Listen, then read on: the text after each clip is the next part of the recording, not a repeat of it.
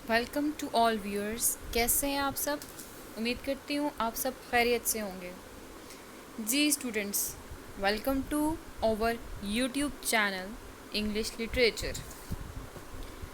आज जो हम टॉपिक पढ़ने जा रहे हैं वो है one of the greatest novelist in the history.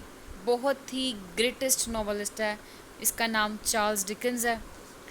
ये 1812 में पैदा हुआ और 1870 में इस दुनिया से रुखसत हो गया, मर गया। जी डेथ हो गई इसकी।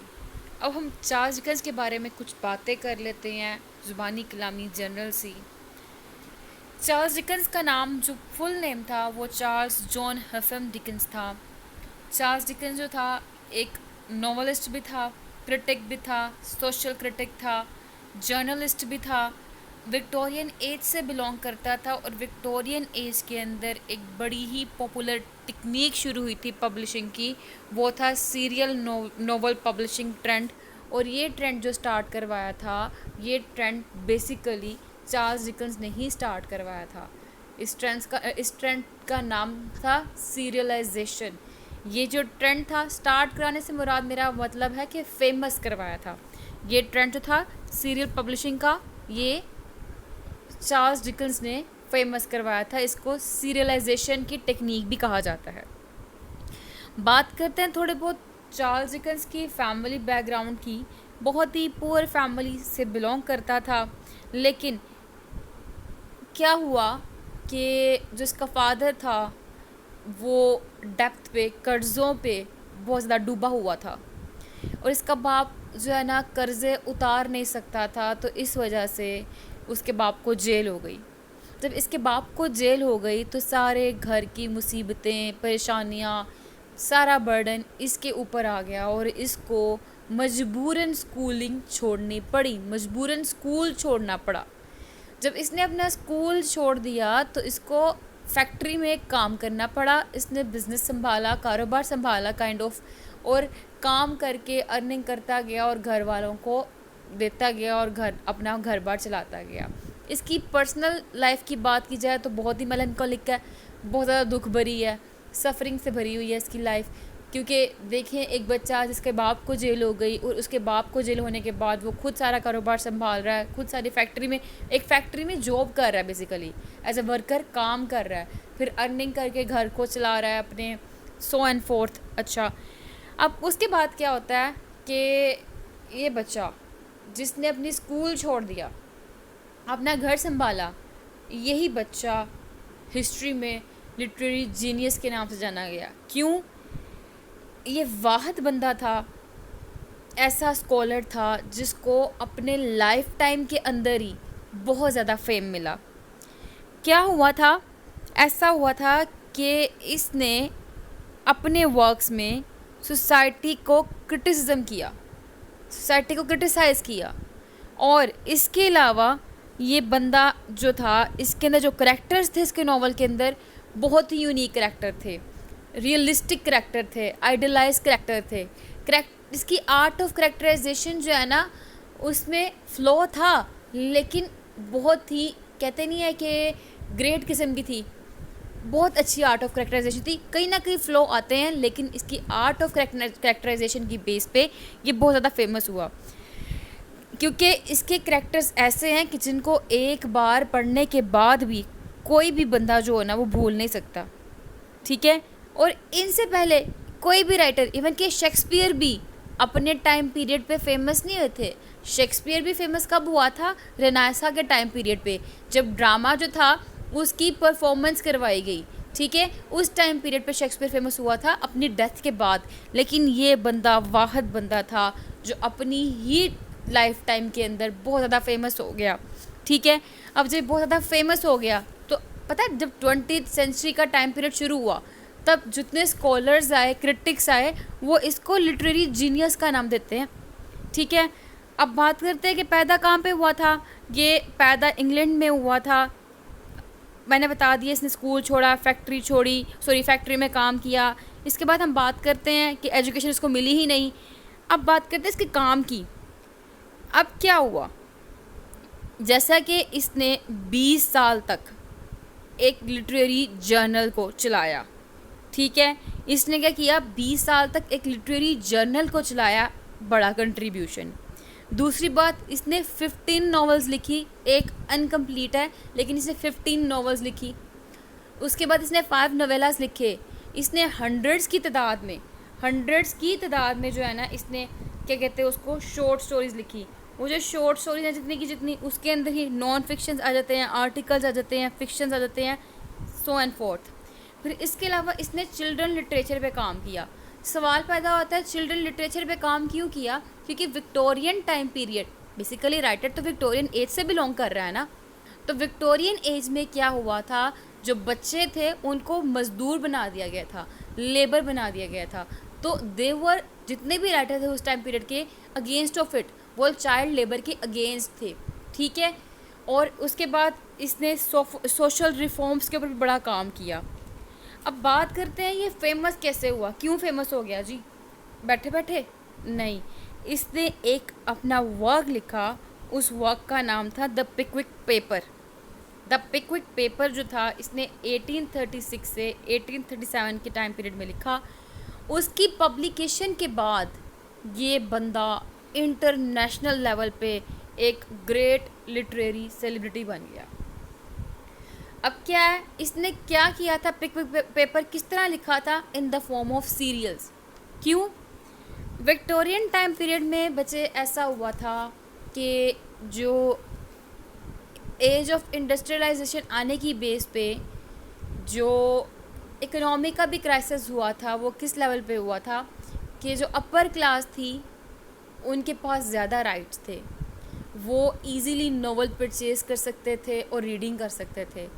लेकिन on the other side lower जो क्लास थी वो नहीं परचेज़ कर सकती थी। क्यों? क्योंकि रेयर पब्लिशिंग होती थी, क्योंकि जो बुक्स थी दे वर वेरी एक्सपेंसिव। जब किताबें बहुत एक्सपेंसिव थी तो उस टाइम पीरियड पे ये सोचा गया कि अब क्या करना है। और उस टाइम पीरियड पे क्या किया गया, उस टाइम पीरियड पे जो हमारा राइटर है चार्ल्स डिकेंस, उसने इन द फॉर्म ऑफ सीरियल, जिसको हम सीरियलाइजेशन कहते हैं, एक के बाद दीगरे, यानी कि एक के बाद एक नोवेल का कुछ हिस्सा आना, इसने ऐसे पब्लिशिंग स्टार्ट करवाई। जैसा कि इसने अपना एक नोवेल का एक चैप्टर लिख दिया तो वो फर्स्ट वीक पब्लिश हो रहा है, तो अगला चैप्टर नेक्स्ट वीक हो रहा है, तो अगला उससे नेक्स्ट वीक हो रहा है, ठीक है। इन पार्ट्स नोवेल लिखना, इन the form of series novel लिखना, इसने इस तरह से अपने नोवेल्स लिखे थे, ठीक है। अब क्या हुआ कि जब novels in the form of series आने लग पड़े, इकट्ठा एक मोटा मोटा नोवेल नहीं आता था, तो क्या हो गया, तो फिर एक गरीब बंदे के लिए भी नोवेल ख़रीदना आसान हो गया। इससे क्या हुआ, रीडिंग लेवल इंक्रीज हो गया, ठीक हो गया। अब मैं बात करी थी, दोबारा पीछे आती हूँ सीरियलाइजेशन की तरफ, कि सीरियलाइजेशन क्या होता है, मंथली या वीकली इंस्टॉलमेंट्स के अंदर जो हम नोवेल पब्लिश करवाते हैं, यानी कि उस टाइम पर जो नोवेल का कुछ हिस्सा पब्लिश करवाया गया, ठीक है, उस टेक्निक को सीरियलाइजेशन कहते हैं। और इस सीरियलाइजेशन की बेस पे ये बहुत ही डोमिनेट राइटर बन गया। और ना सिर्फ ये, इवन कि जो पब्लिशर्स थे ना उस टाइम पीरियड का, उसने भी बहुत ज़्यादा अर्निंग की। विक्टोरियन टाइम पीरियड का जो पब्लिशर था उसने। इम्पोर्टेंट बात की तरफ आते हैं, क्लिफ हैंगर टेक्निक। इसने अपने नॉवेल्स के अंदर जो है ना क्लिफ हैंगर लिटरेरी डिवाइस को इस्तेमाल किया। ये एक लिटरेरी डिवाइस है। अब क्लिफ हैंगर लिटरेरी डिवाइस कैसी लिटरेरी डिवाइस है, ये ऐसी लिटरेरी डिवाइस है जो कि नॉवल के एंडिंग में सस्पेंस क्रिएट करती है, ठीक है। जितने भी नॉवल, जितनी भी स्टोरीज़ हैं चल रही हैं, एंडिंग आ गया, एंड पे सस्पेंस क्रिएट हो गया, ठीक है। अब सस्पेंस कैसा, जैसे कि आपने अर्तुगरुल गाजी देखा होगा।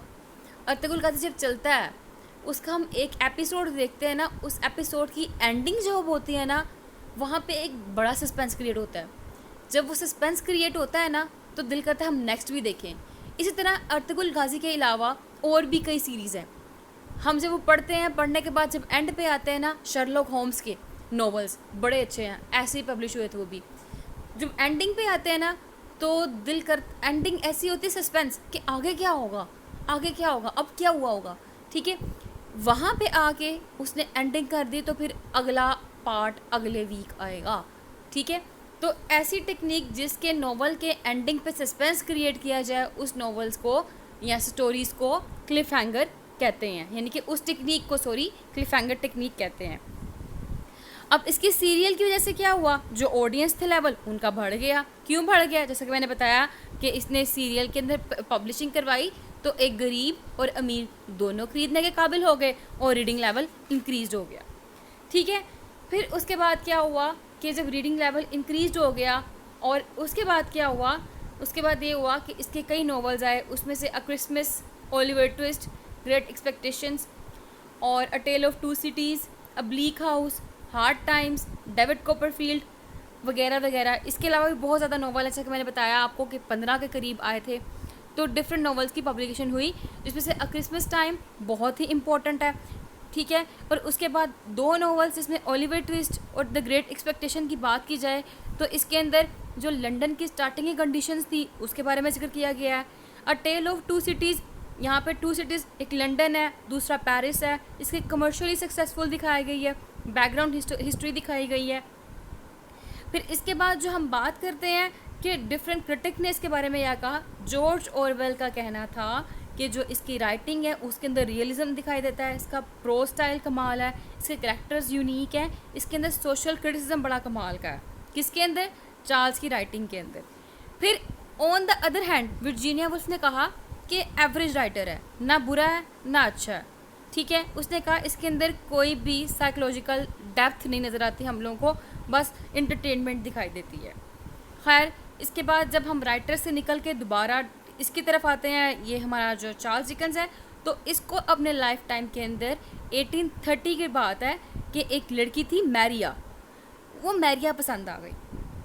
फिर इसने जब एक नावल लिखा है ना बाद में जाके, डेविड कॉपरफील्ड, उसके अंदर एक कैरेक्टर है डोरा का। वो जो डोरा का कैरेक्टर है ना, वो टोटली बेस्ड करता है मैरिया के कैरेक्टर के ऊपर। मैरिया MAIRA, ठीक है, उसके कैरेक्टर के ऊपर बेस करता है। ठीक है, फिर उसके बाद क्या हुआ कि ये मैरिया से शादी करना चाहता था, जैसे कि वो नॉवल में देखे कि हम डोरा को पसंद करता था, शादी करना चाहता था, लेकिन डोरा के पेरेंट्स नहीं माने, सेम मैरिया के पेरेंट्स भी नहीं मानेंगे। अब क्या होता है, और मैरिया के पेरेंट्स ने मैरिया को पेरिस भेज दिया था। ठीक है, प्रपोजल को रिजेक्ट कर दिया था। अब फिर 1832 की बात चलती है कि उस टाइम पे डेविड कह रही हूँ, चार्ल्स डिकेंस को एक आग लगी कि हाँ यार कुछ करना है, कुछ करना है, कुछ करना है। He was too much energetic at that time. उसको नहीं पता था उसने क्या करना है, बस ये था कि मैंने फेमस होना है, अपना नाम कमाना है। तो उसने क्या किया, उसने उस टाइम पीरियड पे एक मतलब कि एक्टिंग ऑडिशन के लिए गया। जब वो एक्टिंग ऑडिशन के लिए गया तो उस टाइम पे क्या हुआ कि इसने कहा मैं जब एक्टिंग ऑडिशन दूंगा, सिलेक्शन हो जाएगी तो फेमस हो जाऊंगा, लेकिन अनफॉर्चुनेटली इसको कोल्ड हो गया। ठीक है, और कोल्ड की वजह से इसने वो ऑडिशन मिस कर दिया। ठीक है, और वो वहाँ पे नहीं जा सका, लेकिन इसको इतना दुख नहीं था क्योंकि he was a dairying kind of personality. वो तो मतलब बहुत डेयरिंग था, और उसने कहा कि मैंने कुछ करना है, लेकिन करना क्या है नहीं पता, बट फेमस होना है। तब इसने क्या किया, इसने 1833 में राइटर की अपॉर्चुनिटी को अपनाया और इसने एक वर्क लिखा 1833 में। उस वर्क का नाम था अ डिनर एट पॉपुलर। ठीक है, a dinner at Poplar, POPLAR। फिर क्या हुआ, a dinner at Poplar Walk, WALK, पूरा नाम ये है। अच्छा, जब इसने 1833 में ये सबमिट करवा दिया मंथली मैगजीन के अंदर, तो उस टाइम पे क्या हुआ, इस टाइम पे इसको इसके अंकल ने पॉलिटिकल बेस, यानी पॉलिटिकल टाइम पीरियड चल रहा था ना, तो पॉलिटिक्स में भेज दिया। जब वो पॉलिटिक्स में गया तो वो पॉलिटिकल जर्नलिस्ट बन गया, उसने सोशल रिफॉर्म्स के लिए काम किया। तब इसने एक निकनेम निकाला मोजेस का, MOSES, मोजेस। फिर उस मोजेस को ना ओलिवर गोल्डस्मिथ ने अपनी राइटिंग के अंदर बोजेस, BOSES, बोजेस में कन्वर्ट कर दिया। फिर वो बोजेस को लेटर ऑन BOZ, बोज में कन्वर्ट कर दिया गया, और ये बोज नेम बहुत इंपॉर्टेंट है, इसने ये जो निक नेम है बहुत जगह पे यूज़ किया हुआ है। ठीक है, अब इसके बाद क्या हुआ, इसके बाद जो है चार्ल्स डिकेंस की मुलाकात जॉर्ज होगार्थ से हुई, HOGARTH। जॉर्ज होगार्थ एक बंदा था, बहुत इसके ताल्लुकात थे क्रिटिक्स के साथ, लिटरेरी फिगर्स के साथ। तो जॉर्ज होगार्थ से दोस्ती करने की एक वजह यह भी थी कि जॉर्ज होगार्थ की मुलाकात सर वॉल्टर स्कॉट से थी और चार्ल्स डिकन जो था सर वॉल्टर स्कॉट का बहुत बड़ा फ़ैन था। ठीक है, अब उसके बाद क्या हुआ, जब इसकी होगार्थ से दोस्ती हुई तो इसकी फ्रेंडशिप लिटरेरी फिगर्स के साथ इंक्रीज़ हो गई। फिर ये अपना जो फर्स्ट पब्लिशर था जॉन मैक्रॉन उससे मिला, JOHN जॉन MACRAN मैक्रॉन, ठीक है, उससे वो मिला। अब क्या हुआ, इसके बाद इसने जब उससे मिलने के बाद क्या है, एक कंपनी थी चैपमैन एंड हॉल, उसको इसने अपना टेक्स्ट सप्लाई किया। जब वो पब्लिशिंग कंपनी थी उसको टेक्स्ट सप्लाई करने के बाद एक बंदा था रॉबर्ट सेमोर, ठीक है, ROBERT रॉबर्ट SEYMOUR सेमोर, ये इलिस्ट्रेटर था। इसने ना इलिस्ट्रेटर ने सुसाइड कर ली। जब इसने सुसाइड की तो इसकी सुसाइड के बाद डिकन्स को चांस मिला राइटिंग का और उसने तब राइटिंग स्टार्ट की। और राइटिंग क्या इसने स्टार्ट की, द पिकविक पेपर से, ठीक है। द पिकविक पेपर जो है, मैंने वैसे कि पहले ही बताया था रिकॉर्डिंग के स्टार्ट पे ही कि इससे बहुत ज़्यादा फेमस हुआ। और उसके बाद क्या हो गया कि स्टार्टिंग पे जो था ना, जब उसका स्टार्टिंग के एडिशन चल रहे थे तब वो इतना फेमस नहीं हुआ था, लेकिन जब ये 4th पे पहुंचा, ठीक है, उसके बाद क्या हो गया, फाइनल तक पहुंचते पहुंचते 40,000 से ज़्यादा लोगों ने पिकविक पेपर पढ़ लिया था, इसको बड़ा अप्रिशिएट किया था। और 1836 में इसका ये कंप्लीट हो गया था वर्क। अगला वर्क इसने वो जो था वो ओलिवर ट्विस्ट के ऊपर किया, जो कि 1837 से 1839 तक कंप्लीट हो चुका हुआ था। और ये पर वीक 99 पेजेस आते थे इस स्टोरी के। बेस्ट स्टोरी थी ये हिस्ट्री की। तो ओलिवर ट्विस्ट जो है ना, ये फर्स्ट विक्टोरियन नॉवल के नाम से जाना जाता है जो इसका वर्क है डिकन्स का। फिर क्या हुआ कि इसने शादी कर ली। शादी किससे की, कैथरीन डिकन्स, ठीक है, एक बंदी थी, उससे शादी की। लेकिन अब उस कैथरीन डिकन्स की बहन थी 17 साल की मैरी, ठीक है। मैरी की डेथ जो है वो डिकन्स के हाथ में हुई। डिकन्स जो था उसको बड़ा लाइक करता था मैरी को।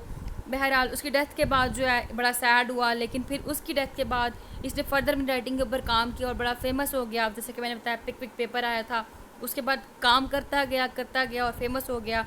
उस टाइम पीरियड पे क्वीन विक्टोरिया थी। क्वीन विक्टोरिया के आने से पहले अपने इसने 2 नॉवेल्स पब्लिश करवाए थे। एक पिकविक पेपर था और एक ओलिवर ट्विस्ट था, ठीक है, इसके आने से पहले। लेकिन जब क्वीन विक्टोरिया आई विक्टोरियन एज के अंदर और उसने दोनों पढ़े तो उसने बड़ा एडमायर किया। वो रात को इनके ऊपर डिस्कशन भी किया करती थी। खैर, फिर उसके बाद क्या हुआ कि जो इसने एक वर्क लिखा, ये 1846 में ना लोगों से मिला, ठीक है। और उसके बाद क्या हुआ कि इसने एक वर्क लिखा, उस वर्क का नाम था डेविड कॉपरफील्ड, ठीक है। David Copperfield one of the best novel है, इसके नॉवेल्स हैं इसकी राइटिंग के अंदर। फिर इसने फर्दर भी मैंने नॉवल बताया था कि ये ग्रेट एक्सपेक्टेशंस वगैरह वगैरह डिफरेंट किस्म के नॉवेल्स लिखे हैं, वो भी बहुत फेमस हुए। फिर क्या होता है जी, ये जो है इसकी डेथ नहीं, फिर ये एक दफ़ा ना ट्रेन क्रैश, ये ट्रेन में जा रहा था। अब जब वो ट्रेन में जा रहा था ना, वहाँ पे ट्रेन क्रैश हो गई। जब ट्रेन क्रैश हुई ना तो क्या हो गया, फॉर्चुनेटली ये बच गया जो इसका बॉक्स था। जब वो बच गया ना वहाँ से, तो वहाँ पे इर्द गिर्द जितने लोग थे ना, इसने उन लोगों की मदद की, उनकी जान बचाई, ठीक है। अब क्या होता है कि जब इसने उन लोगों की जान बचाई, उन लोगों की जान बचाने के बाद इसका लास्ट वक्त पे काम कर रहा था, लेकिन वो जो इसका लास्ट वक्त था वो कंप्लीट ना हो चुका। और उसके बाद जो है ये इसको क्रैश के बाद फोबिया हो गया था। और इसकी 1870, ठीक है, जून थी, उस टाइम पीरियड में इसकी डेथ हो गई थी। इसको वेस्टमिनिस्टर अबे में दफनाया गया और इसके लास्ट वर्ड थे ऑन द ग्राउंड, ये इसके लास्ट वर्ड थे। लेकिन अगर बात की जाए इसके स्टाइल की, तो वो स्टाइल कैसा था, ये डिस्टिंक्ट राइटिंग स्टाइल था, बिल्कुल क्लियर स्टाइल था, पोइटिक वे था इसके राइटिंग के अंदर। इसने बहुत ज़्यादा सटायर और ह्यूमर यूज़ किया अपनी राइटिंग के अंदर। ज़्यादातर जो स्टोरीज़ हैं मैंने आपको बताया था, इसने क्लिफ हैंगर टेक्निक यूज़ की इसके अंदर। पिकारस स्टोरीज़ हैं इसके अंदर। पिकारस स्टोरी वैसी स्टोरीज़ होती हैं जिसमें आप डिफरेंट से डिफरेंट प्लेसेस आगे जाते रहते हो, उस तरह की स्टोरीज़ का जिक्र करना पिकारस स्टोरीज़ होती हैं। करेक्टर आइडियलाइज थे, स्यूडो ऑटोबायोग्राफिकल एलिमेंट्स नज़र आते हैं हमें इसकी राइटिंग के अंदर, ठीक है। इसको नॉवेल्स ऑफ सेंसिबिलिटी भी कहा जाता है। बहरहाल इसने मेलोड्रामा भी लिखे, इसके ऊपर मतलब बहुत ज़्यादा इन्फ्लुएंस था इनके ऊपर, इसके ऊपर नॉवल ऑफ सेंसिबिलिटी का, सॉरी, इसके ऊपर नॉवल ऑफ सेंसिबिलिटी का बहुत ज़्यादा इन्फ्लुएंस था, मेलोड्रामा का बहुत ज़्यादा इन्फ्लुएंस था, पिकारेस नॉवल का बहुत ज़्यादा इन्फ्लुएंस था, और इसने पिकारेस स्टोरीज़ भी लिखी हैं, ठीक हो गया। फिर उसके बाद अगर हम इसके राइटिंग के अंदर थीम्स की बात करें, मोस्टली जो थीम्स आते हैं वो रियलिस्टिक थीम ही हैं। इसने जो इसका एक नॉवल मैंने बताया डेविड कॉपरफील्ड, और बहुत ज़्यादा नॉवेल्स हैं जिसके अंदर इसने पॉवर्टी को डिस्कस किया, क्लास सिस्टम को डिस्कस किया, इसने फैमिली सिस्टम को डिस्कस किया, एजुकेशन को डिस्कस किया, सफरिंग्स को डिस्कस किया, और इसने जो है क्या कहते हैं इसको, ऑनेस्टी को डिस्कस किया है, प्रॉब्लम्स जो इंसान को इंडस्ट्रियलाइजेशन के अंदर फेस करने पड़े इंडस्ट्रियल लाइफ के अंदर, उनको डिस्कस किया है जी। यहाँ पे हमारा ये David Copperfield sorry Charles Dickens complete हुआ, यहाँ पे हमारा चार्ल्स डिकन कंप्लीट हुआ। और अगर कोई कन्फ्यूजन रह गई हो तो आप ज़रूर पूछिएगा। और ऑन द होल मैंने जितना भी एस्पेक्ट्स को कवर कर सकती थी मैंने इस वीडियो में किया है। कुछ समझ ना आई हो तो आप कमेंट्स में ज़रूर पूछें, इंशाल्लाह ताला आपको आंसर दिया जाएगा। तब तक के लिए अल्लाह हाफिज़, अपना ख्याल रखिएगा और फ़ी अमान अल्लाह, दुआओं में याद रखिएगा। Thank you so much for watching our video, please subscribe our channel. Allah हाफिज़।